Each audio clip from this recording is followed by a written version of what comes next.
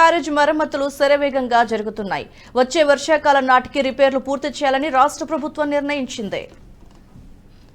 ఇచ్చిన ఆదేశాల మేరకు కాంట్రాక్ట్ కుంగిన 7వ బ్లాక్ వద్ద షీట్ ఫైల్స్ వేయటం, గేట్ల తొలగింపు, సీసీ బ్లాక్ల నిర్మాణం వంటి పనులు ఏకకాలంలో జరుగుతున్నాయి.